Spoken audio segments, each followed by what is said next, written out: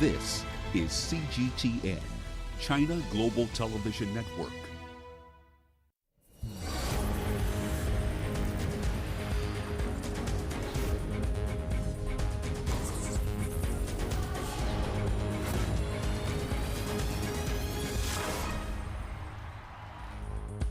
The premier African basketball competition is upon us again, with top teams from around the continent heading to Kigali for the tournament played once every 4 years.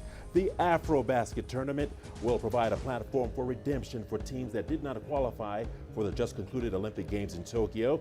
We look ahead to the two-week tournament in Rwanda through the eyes of pretenders and contenders of the title. Hello, welcome to your weekly sports program that brings you all the sporting news and reviews from an African perspective. We will highlight the thrill of victory while also showing you the agony of defeat. I'm Richard Nta, Nairobi. This is Sports Scene. Put on your seatbelts, buckle up, get ready, get ready. Here's what's coming up in the show. We look at South Sudan's tall ambitions at the men's AfroBasket tournament in Rwanda. And Rwanda women's sitting volleyball heading to Tokyo 2020 Paralympics with high hopes. Welcome in. Just like that, Sports Scene is on the air. We'll get to those other stories in just a moment, but first let's start with Afro basketball.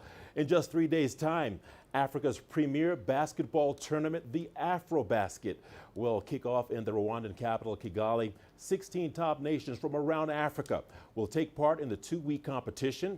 Olympic Games finalists and the tournament's top team, the Tigers from Nigeria, head to Kigali with one mission: to claim the title and assert themselves as the #1 ranked men's basketball team on the continent. Here's CGTN's Deji Badmus with more. After the big disappointment of Tokyo 2020, where they didn't win a single game and got knocked out in the group phase, Nigeria's The Tigers will be returning to a much familiar territory in the AfroBasket Championship. Apart from being ranked #1 in Africa by FIBA, the Tigers won the championship in 2015.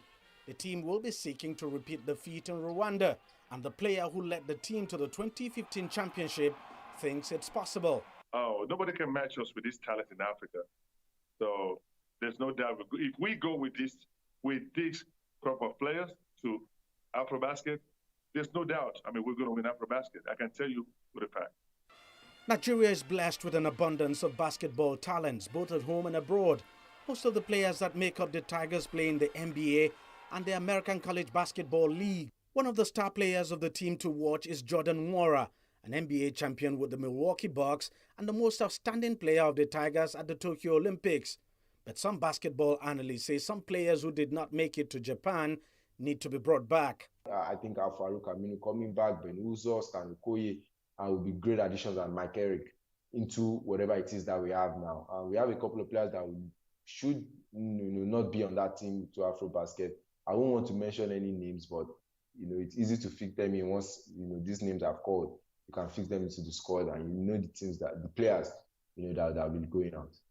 Most of the players who played in the qualifiers for the AfroBasket and got the country to qualify for the Olympics did not make it to the Summer Games. The former team captain thinks they should be brought back. The only thing I could say, give honor to those who honors the deed. When everything went down, you had the players who came here to play for the national team. You had the players that gave up their job, that gave them the insurance, that risked their lives to do everything. So they now cook, everything went well. So the time to go to the Olympics, so they're not good enough. So the ones that are good enough, why didn't they come? Why they wanted to go qualify? The Tigers will open their campaign in Group C at the AfroBasket on the 25th of August against Mali, before they face Kenya and Ivory Coast on the 27th and 29th of this month. Many followers of the game in Nigeria think only defending champion Tunisia stand in their way. Apart from the fact that I think they play the most exciting form of basketball on the continent, and they play fundamentally sound game. They also have a huge experience backing their game up. We saw how their team got to the finals, US Monarchs of the Basketball Africa League. That's the core of the team that we're playing for Tunisia. Now you look at the fact that they even play club basketball together.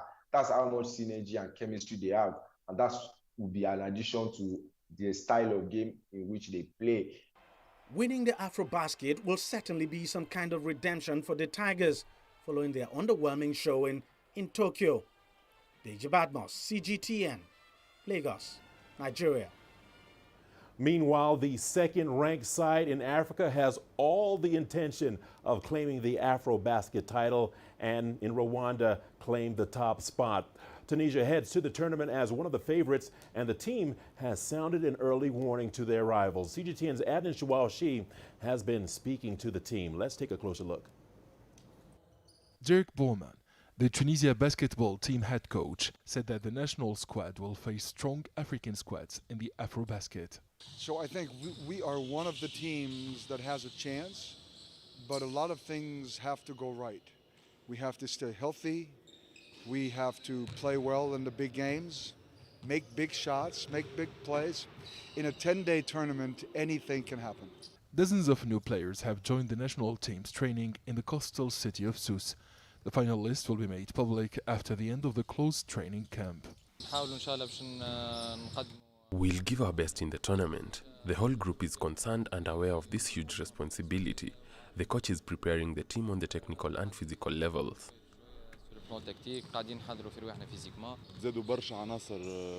Too many new and younger players have joined the team. It's challenging for the new members to adapt to the older generation's game. We are confident that the upcoming African tournament will be a new departure for the squad. Our objective is a gold medal. The president of the Tunisian Basketball Federation said that the players and the technical staff have a chance to win the African title in Kigali. The Basketball Federation has provided all the financial, logistical and human means to the technical staff. The coach has a long experience and this team deserves to win the AfroBasket. Sports analysts say when Tunisia became the 2011 African basketball champion, it was the first North African country to do so in almost 30 years. The national squad will face the Democratic Republic of Congo and Côte d'Ivoire before traveling to Rwanda. Adnan Shawashi, CGTN, Tunis. All right, let's dive in and talk more about the AfroBasket tournament with Albert Ahabwe, who is the team manager for the Uganda national men's basketball team, the Silverbacks. Albert, welcome to Sports Scene. Thank you for joining us. Albert, it's the third straight FIBA AfroBasket qualification for the Silverbacks. How historic is this achievement for Uganda? Thank you for having me. It's very historic. It's something we set out to do in 2013 when we took over the management of the national basketball team. And we said to ourselves that we wanted to be a consistent face on the African continent because we knew we had the talent. So we had always fallen short previously because of lack of resources, failure to just mobilize ourselves. But we always knew that we had the talent as Uganda to be able to push it with the best. And we've done well so far. This is the third time that we've been there in a row. There are a lot of big teams, so-called big teams on the continent that haven't been able to produce that level of consistency. And for us as a small nation in terms of basketball, to be able to have that consistency, to be at the AfroBasket for 3 straight seasons from our first attempt in 2015 has been really, really big for us. It's brought basketball to the fore, it's discussed more in the country, and it's paid more attention to. Well, Albert, Uganda certainly has the talent. There's no question about that. But let me ask you this. What do underdogs like Kenya, who are returning after 28 years, Uganda and Rwanda, the hosts, bring to this competition that has been dominated for years by a few countries?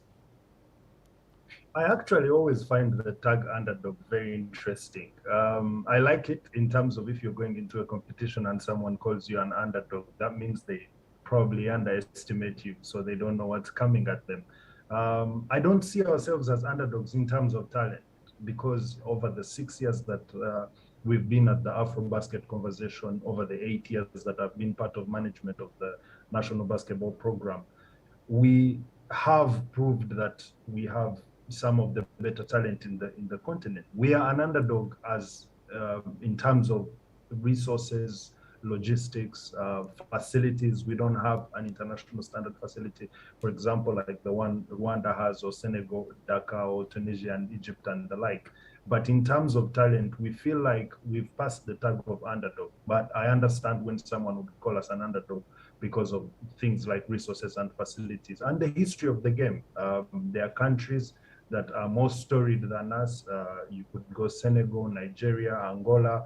Angola have won 11 of the last 16 AfroBaskets. So those countries have a bigger story than us. But we feel like we are rising.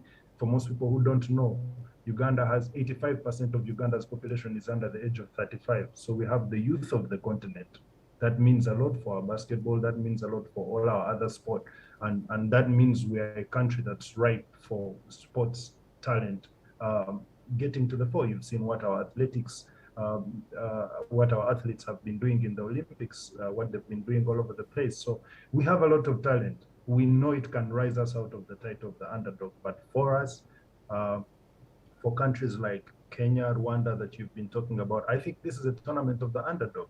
I think anyone who's been following the qualifiers, who's been following the tournaments that have happened just before this AfroBasket, Chan, where Kenya and DRC Congo met in the finals, there was none of the teams that are more storied on the continent.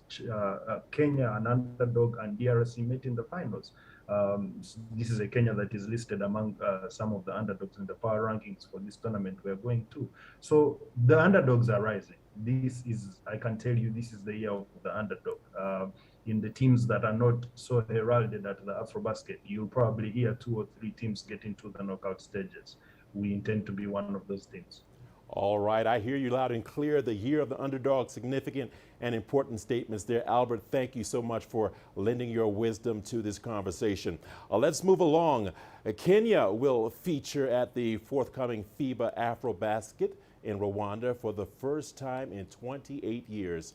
The Morans, as they are popularly known, punched their ticket into the competition by defeating heavyweights Angola 74-73 in a buzzer beater in Yaoundé, Cameroon earlier this year. CGTN's Mohamed Abubakar has more. It has taken Kenya nearly 3 decades to make a return to the men's FIBA AfroBasket tournament. The Morans made it to Rwanda after stunning 11-time champions Angola on the buzzer during the thrilling final qualifying round held in Yaoundé, Cameroon. Assistant coach Sadat Gaya still has no words on that magical night. I can't put it to words because we've always wanted to go to AfroBasket. Because the last time we played was 28 years ago. 28 years ago, most of our players weren't born. So the frustration, the pain, and everything, it was just beautiful. So being part of the top 16 teams in Africa was one of the best feelings ever. In addition to qualifying for the tournament, the Morans made more history. Elizabeth Mills from Australia became the first female coach to lead a men's national team to a continental championship. She had just taken over as head coach a few weeks to the final qualifying round. That achievement has been huge. You see, with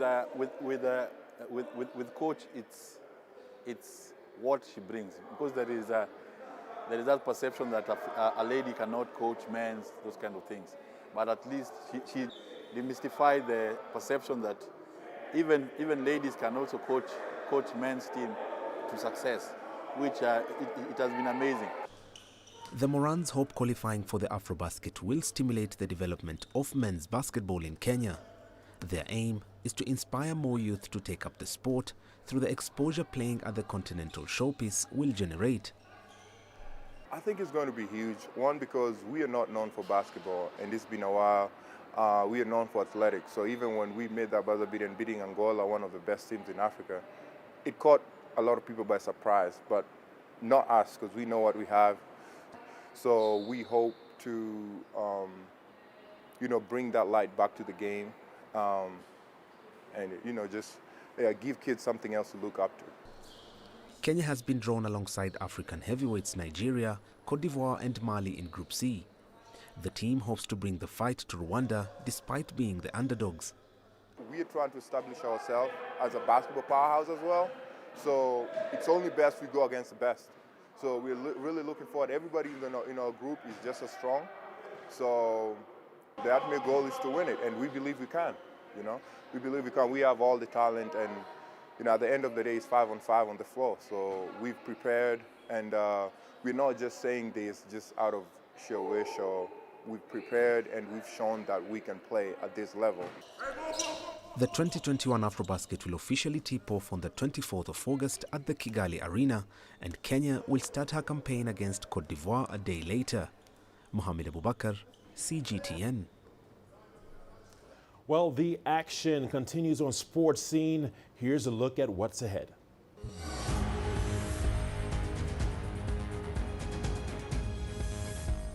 FIBA AfroBasket debutante South Sudan ready to take on the best in Kigali.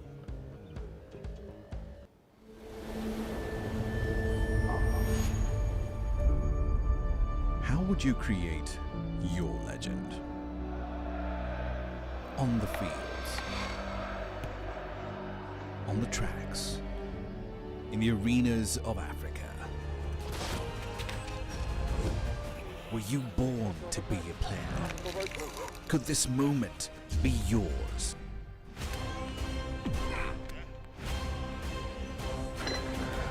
Sports Scene. Find your game.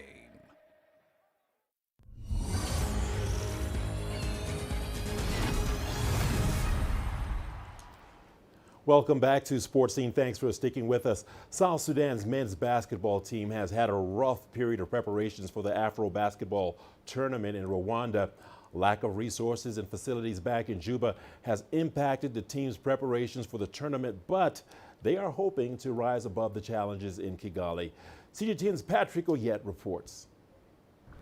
South Sudan's Basketball Federation says it is taking a team in Rwanda with the hope of taking on the best teams in the continent. I think we are still improving. I still think that we can be a lot better as a federation. I think there's a lot that we want to do. We're coming in not to just lay down and just think of the national team. It says it plans to have a league in South Sudan to support the growth of the sport. There are, however, challenges that the team needs to overcome. The South Sudan's Basketball Federation says it needs financial support to put in place structures that will see the country dominate in Africa and the world stage. South Sudan's government says it is aware of the importance of sport in the country, but that it currently does not have much money to invest in sport. The easiest way to unite people of South Sudan is by encouraging sports and peace activities. Because when you win any game in the name of the people of South Sudan, it gives all of us a pride. South Sudan's Basketball Federation says it is working to develop the game across the country and build several players that will be joining the national team. For South Sudan, seeing our women team eventually, for everybody to realize what our women are capable of, I think is going to be a bigger impact for the country. The federation says the team will play to spread hope, peace and pride through the game of basketball. Patrick Oyet, CGTN, Juba, South Sudan. And Egypt is looking for a solid comeback at this year's AfroBasket tournament. After years of heartbreak, the Egyptians last won the competition in 1983. They are the second most successful team in this competition and will be attempting to re-emerge at the top despite not having their top players, as CGTN's Adel El Mahroui now reports. Egypt is looking for a strong comeback in this year's AfroBasket. The team has been impressive throughout the qualifiers. They won all their matches in Group E with a stunning 21 points average in every match. The map of African basketball is changing. Many countries which were nearly non-existent in the sport now have very strong teams. Two of them are in our group, like Equatorial Guinea and Central Africa. Other strong nations are fading away. To get a direct ticket for the quarterfinals, Egypt must top Group B, beating the 2019 AfroBasket champions Tunisia.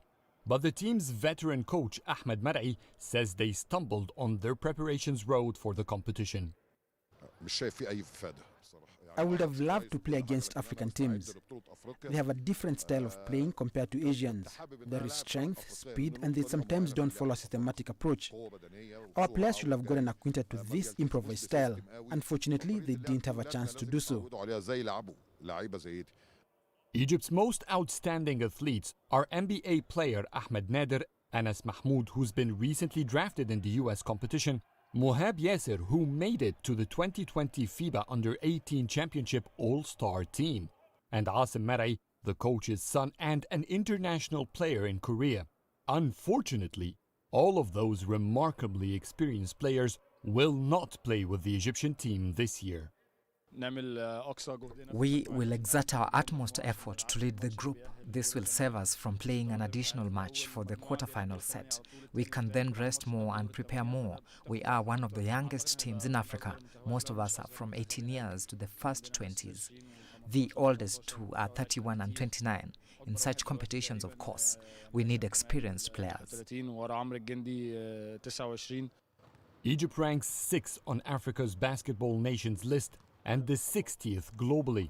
The last time they won the AfroBasket was in 1983.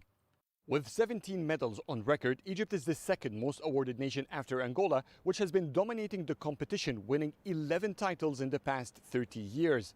But can the Pharaohs, with their very young team, return to Africa's basketball golden square? Adel Mahroui, CGTN, Cairo.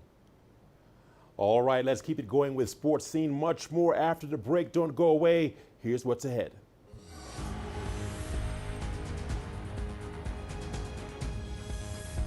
Still to come, Africa women's para-volleyball champions Rwanda relishing Paralympics test in Tokyo.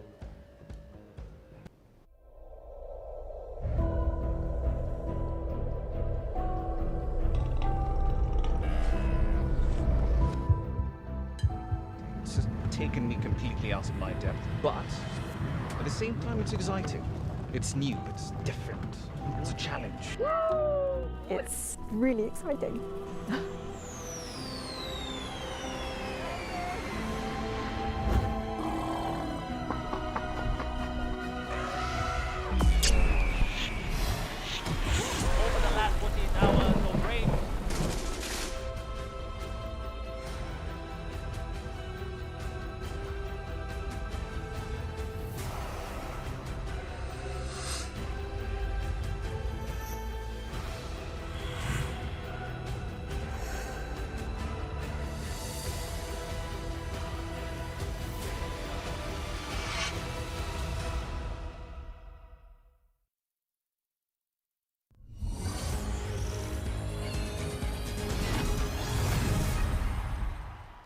Welcome back to Sports Scene. Thank you for your company.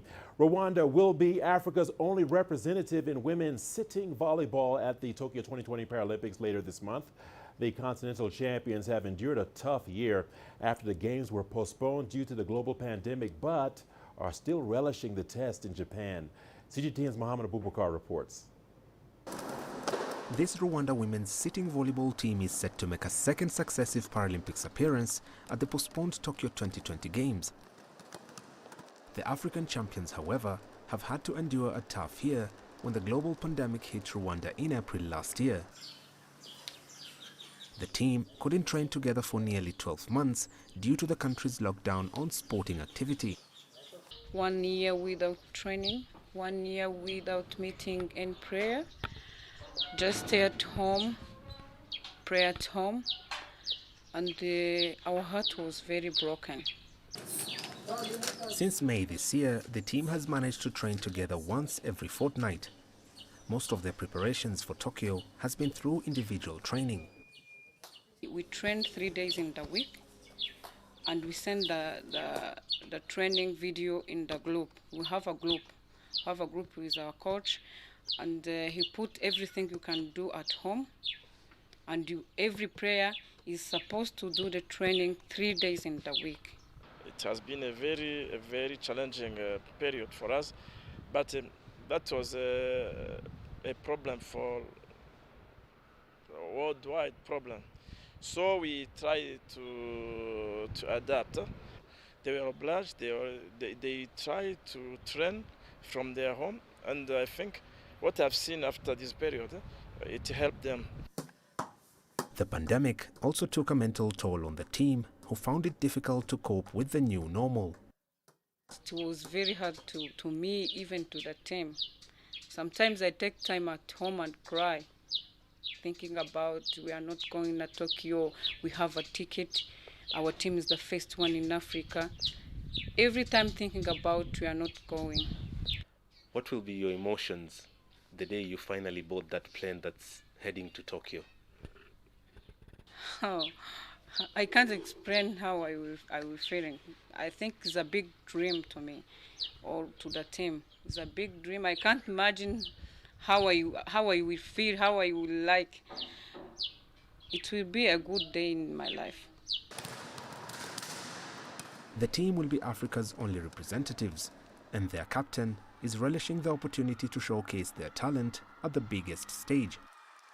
We have to go there and fighting. And to go there is not a gift. We work for get our place. We are the first team in Africa, so we don't go there for fun, for traveling. We go there for competition. The women's sitting volleyball preliminary rounds will begin on the 27th of August at the Makuhari Messi Arena in Tokyo. Mohamed Abubakar, CGTN, Rwanda. The reigning T37 100 meters and 400 meters Paralympic champions Charles Nta of South Africa is determined to go and do his country proud when he takes to the track in Tokyo.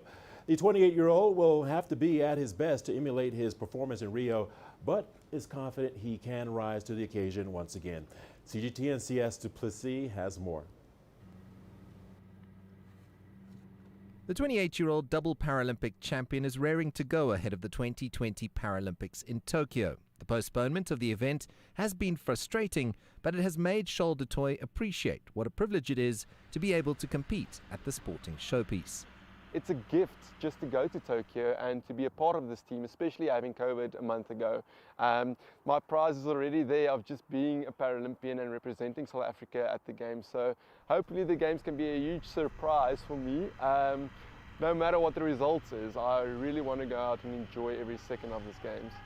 The man known as Smiling Lightning is aware that he has a massive target on his back in the 100 and 400 meter events, and that the pressure is on to defend his titles. But he is supremely confident that he'll be able to overcome the expectations that come with being defending champion and the pressure that comes with being a Paralympic champion. It's going to be a totally different ball game. I think the class has really developed a lot over the last 4 to 5 years, and there's some youngsters that came through. So for me, it's not just it's not about the titles for me, it's about being the best version of myself at the Games, because at the end of the day, there's controllables and uncontrollables, and I can't control what the other athletes are doing. I can just control what I need to do on the day, so that will be my main focus for the Games. Nta, who bagged double gold at the World Championships in 2017, is out to make his Paralympic experience extra special and to enjoy every single minute of his third appearance. Out and see it as an opportunity to go out and enjoy myself and represent my country with pride. I'm very patriotic to South Africa, so I'm excited to put on the green and gold and to give it my all in each and every race, no matter the outcome. If the outcome's great, that's a bonus, but I just want to do our country proud by giving my best in each and every race. The T37 400-meter world record holder believes that by surrounding yourself with people who motivate you, that you will naturally be able to achieve more. He heads to Tokyo surrounded by a good team and with a smile on his face, lightning in his legs and faith in his preparations, so that come race day, he is the one who finishes on the top step with the gold around his neck. CS Duplessis, CGTN, Johannesburg, South Africa. Well, that's it for this edition of Sports Scene. Thanks for watching. See you again next time.